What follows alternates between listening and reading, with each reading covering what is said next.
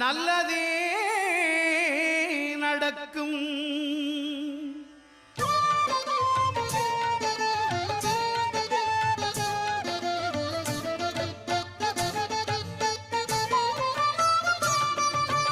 ஒன்பது கோளும் ஒன்றாய் காண அங்கு கற்பகம் என்னும் கடவுளின் மெய்யில் ஒன்பது கோளும் ஒன்றாய் காண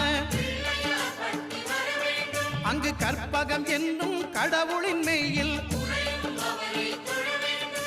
சூரியன் முதலாய் 9 கிரகமும் பலவித குணங்களை கொண்டிருக்கும். எங்கள் கற்பக தருவில் அவை வரும்போது ஒன்றாய் சேர்ந்து பலனளிக்கும்.